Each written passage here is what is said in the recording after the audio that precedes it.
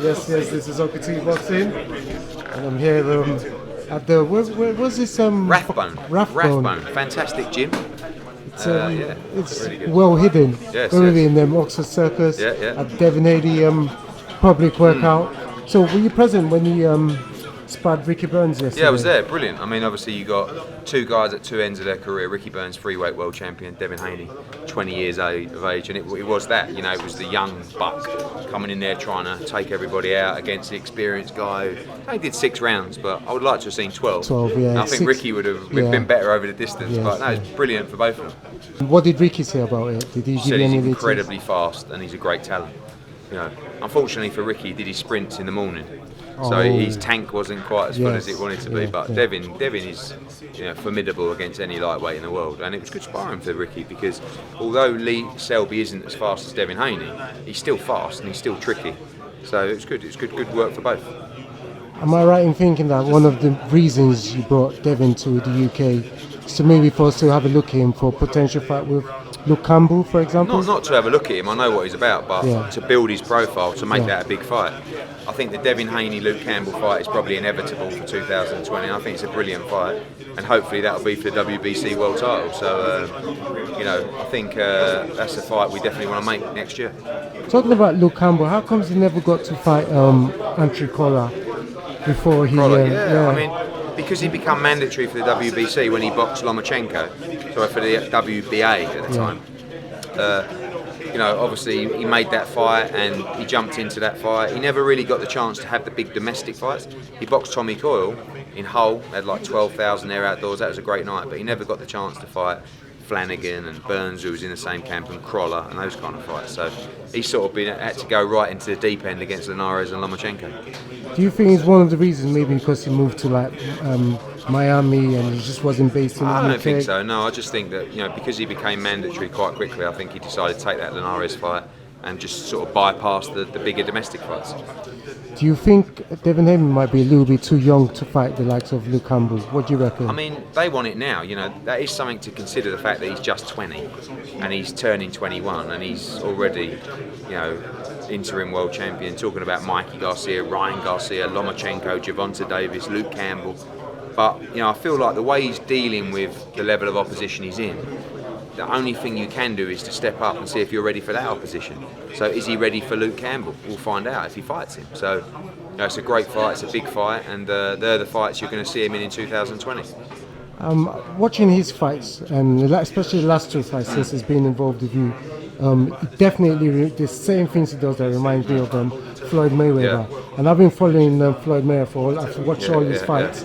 And one thing Floyd Mayweather struggles with is southpaw. It took him about 6 rounds to figure out what's his name again.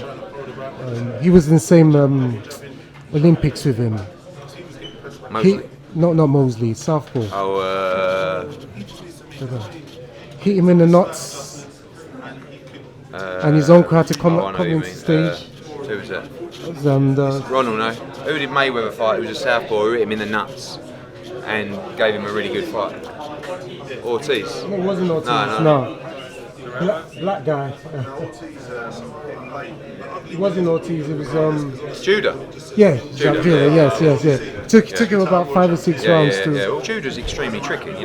Southpaw, not a southpaw, but I think that he can deal with all styles. We want him to fight a southpaw next, because if he's going to fight Campbell and he's going to fight Lomachenko, you've got 2 southpaws there. So I believe he can deal with all styles, but he's still learning. That's understood. Just want to get his next fight, which will hopefully be November 9, and then move forward to a massive 2020. I wanted to speak to you because I saw you a couple of days at the Billy Joe public workout as well. Have you got a name yet? I know you have a name. But we're just waiting on final clearance still from the WBO, so I can't announce that yet, but we want an American, and that's the name we put forward to WBO. So tonight, tomorrow, the weekends, it's right around the corner. Is Caleb Truitt an American? He is. It's not him because he's injured, but he's a guy we asked to take the fight. Okay. Won't be Caleb Truitt. I saw a little bit of bickering between Rosado and... I wouldn't mind a Rosado fight, but he lost his last fight, so I don't think the WBO would approve that fight. I like the fight because he comes to fight and he's an American with a decent name, but he's not in the rankings and he's coming off a loss, so it's going to be difficult to make that one. I don't think it'll be Rosado. And lastly, Nigel Benn. Yeah. What's your thoughts? I don't like it. I don't think he should be doing it, but he is doing it, so I support him because I like Nigel a lot. I have massive respect for him. Does it happen? You know, sometimes you get these projects where the tickets don't sell and you realise you're not going to do a lot of pay-per-view buyers and someone's going to stand to lose a lot of money. So I don't know what the investment is in the fight, but you know, I wish everybody the best of luck. And you know, I don't like the fight and I don't like the opponent either. I mean, but you can't ever look good against Ksi&Logan, and he's horrible and he's dirty and he's not entertaining to watch, and he's still a fit boy. So you know, but I hope he wins the fight and comes out happy and so forth. He has his closure. He feels like he's really strong. Maybe it's because he said no one knows how he feels. He knows how he feels at 55. But he's just not at 55. You're not 25, you know. And but he's not fighting a 25-year-old. But he's still fighting a strong guy. So, you know, like I said, hope he comes out the other side and wish him all the best.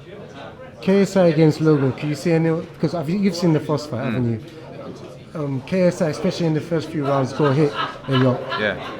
Can you see any of them getting knocked out? 100%. I will be astonished if the fight goes 6 rounds. Astonished. I think it'll be over in 3 rounds. I think someone will get knocked out because they took too many punches in the first fight, with head guards and big gloves on. It's a different fight now. I actually love to see a knockout. Couldn't you just squeeze it to like an 8-rounder? No, you won't need 8 rounds. Trust me, you won't need 8 rounds. And what about other YouTubers getting involved in? Maybe on other cards, but I think right now, you know, we're pretty much set for that with Billy Joe Saunders. Hopefully, Devin Haney will be a women's world championship fight on that card as well, and some of our other youngsters. And we'll see what happens. How do you feel with getting the girls now involved? How do you feel now in getting the good girls involved, like Terry Harper now? Brilliant. I want every card we have to have a female fighter. That's the plan. I mean, coming up, we've got October, we've got Savannah Marshall on the Newcastle card. The week after the O2, we'll probably have Shannon Courtney on. The week after, we've got Katie Taylor headlining and Terry Harper on the card. You know, November 9th, we've got a world title fight. So it's Usyk on October 12th. We've got Jessica McCaskill and another female fighter on. So I think it's fantastic. I could be one of your scouts because I'm going to be watching them.